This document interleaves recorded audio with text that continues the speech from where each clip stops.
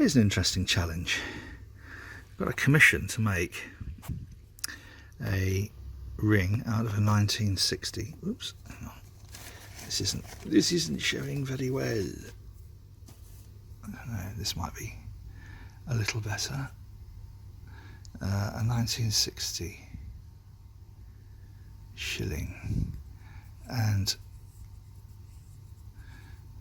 a part of the problem is going to be what size hole do we bung in the middle, because I'm thinking ideally we need to be equidistant, otherwise the 60s is going to be right on the edge.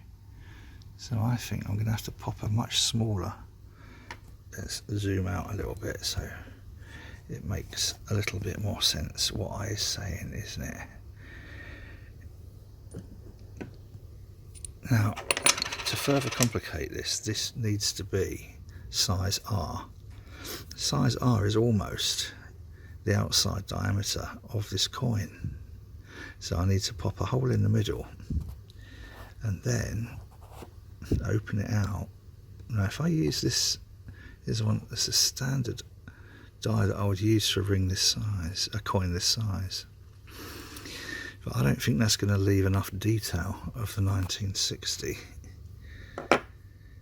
So the other option is going to be to use the 1/4 inch punch, which I think then should leave enough detail. Decisions. The only real way to be sure was to punch a hole in a donor coin, and as you'll see, that would have interfered with the 66 and also the 19, which is a shame. So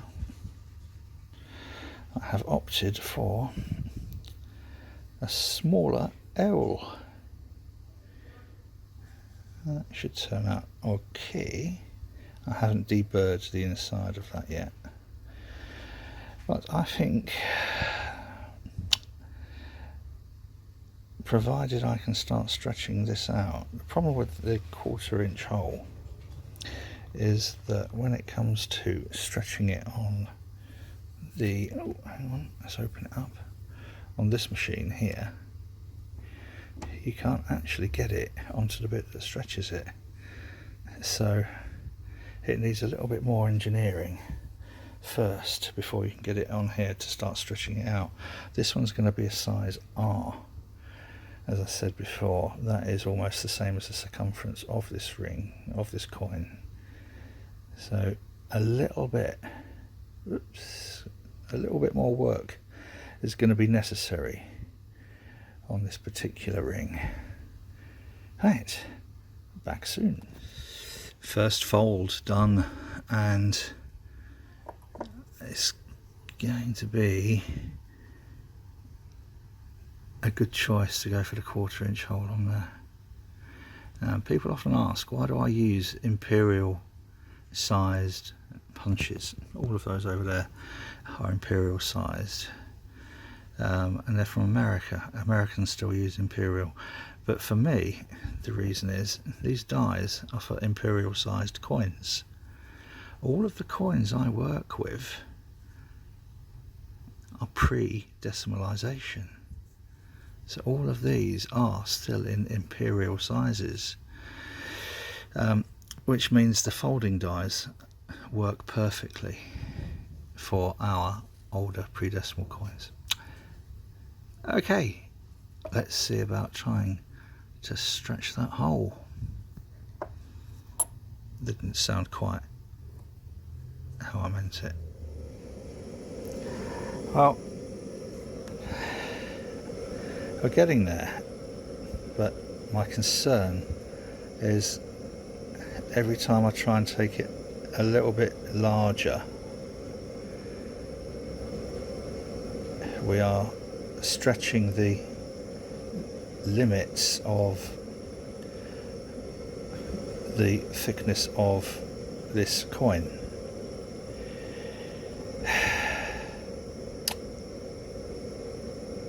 And my worry is, just to show you, if I zoom out and pop this ring on the measuring mandrel, we're up to N, and we need to get it up to R on this side as well. So, doing this one-handed because I'm holding camera. Give you an idea. That's basically an L on the non-reeded side. That's a lot of stretching, and having to be very, very careful to keep polishing this, because the slightest crack in here will lead to the entire coin splitting, and then it won't be a ring, it will be scrap. So quite a lot more work and quite a lot more on the blowtorch needed. Let's see how we go.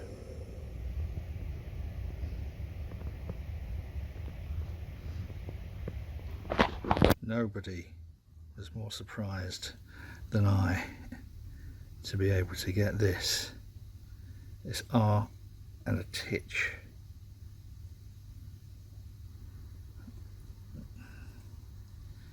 But I don't want to muck around with it too much more. I'm quite pleased with the structure. I could possibly bring this in a fraction, but I think once I've put some ceramic lacquer on the finished article, that should be a perfect R. I always like the next stage because it's where it turns this somewhat unappealing looking burnt thing into something slightly more polished, like this. The problem with a nice shiny coin is it's difficult to focus on. But look at the difference now. Oh, please focus. Anyway, so it's not a high gloss, it's a sort of like a gentle patina on there.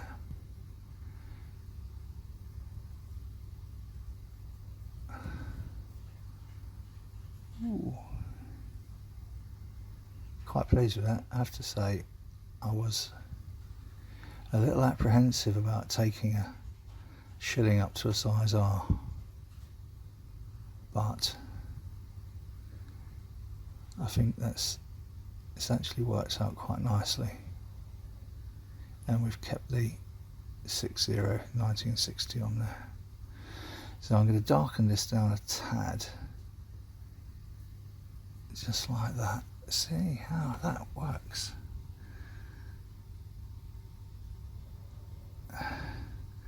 Just to give it a little bit of patina. Let's plonk it down and see if I can focus a bit better, just to demonstrate how that little bit of semi-patina works. It's a little bit of darkening around the detail, the lettering, etc. And then again on the 60, if you have a look, let's get rid of the little bits of dust just inside the 6 and the 0, just to highlight it, and we don't really want to polish that out too much. So I'm quite proud of this.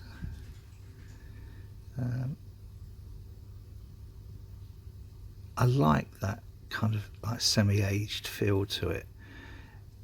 It could all be polished out to a high gloss, but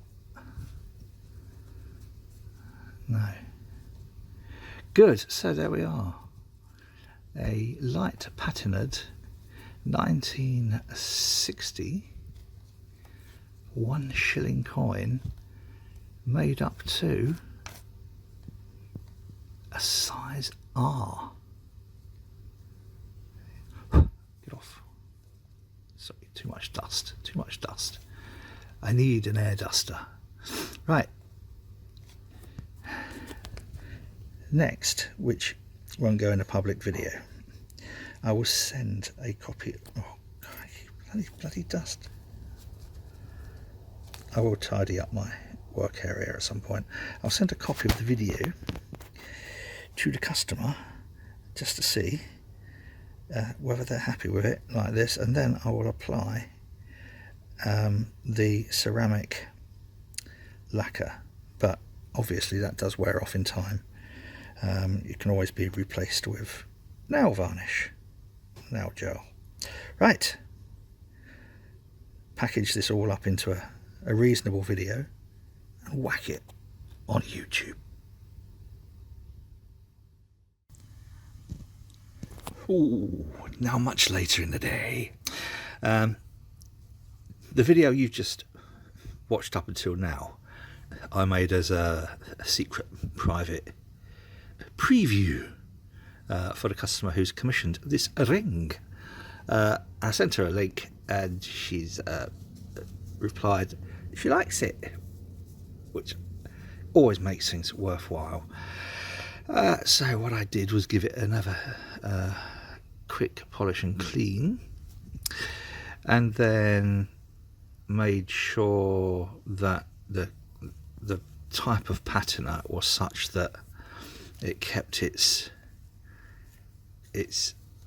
sort of feel of not age as such, but I don't know, a little bit of kind of nostalgic heritage. I didn't want it looking too brand new. And so I'm about to send it off, pack it up, send it off. I'm going to send it with, this is a 66. I didn't have any other 60s. So it's a 66, just so she can show people what the donor coin was like, if you like. And very, very sort of like engineering that to that. I'm actually quite proud that I managed to do that, and I'm also quite proud because the hole that I knocked out in the middle, I'm going to send her this as well. That's the plug from the hole what I did knock out of the middle. Oh, come on, arthritic fingers aren't really working very well at the moment. Let's pop that there.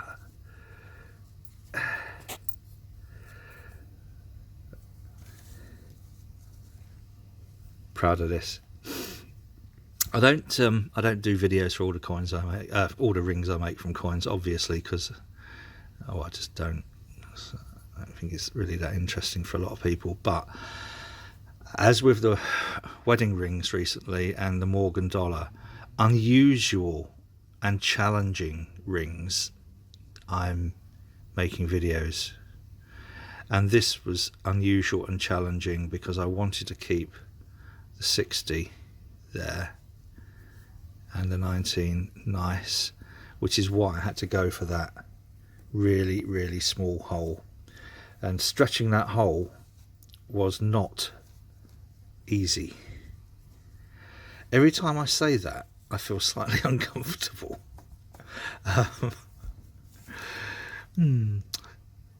But yeah, I'm pleased with that. So it has been cleaned and put in a ceramic lacquer. Now the ceramic lacquer is one that I got from America, and I think I've cleaned it up fairly nicely. It's one of these that it's unlike acrylic lacquers. It kind of dries with a glass-like finish and takes a fair bit of time to wear off. It will wear off, but it will last longer than most of the lacquers. The other option is to powder coat it. which works, but I think it just takes away a little, because it just ends up completely smooth when you powder coat it. It takes away that 3 dimension from it. It just looks like it's kind of printed. Right, well, that is about that. So, customer likes it. I like it. I'm very proud of that. I don't know if it's a birthday present for someone or whether it's just for the customer. I didn't ask. Something else I didn't ask was how the customer found and placed the order. I'm going to have to start asking, how did you find us?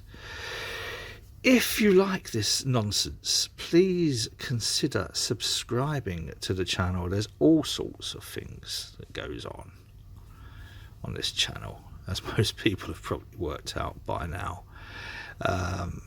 I've got another channel. Depending on which one you're watching this on, that won't make any sense at all. But the purpose of all this is for a project which we call Made by Martin, which is that I make stuff and I sell it in order to do other meaningful stuff. If you like that, go visit the site and you can see lots of groovy stuff like this. Thank you for watching. I hope you've enjoyed it, and I hope the customer has many, many happy years wearing this beautiful 1960 1 shilling coin ring. Cheers, boys and girls. Stay safe.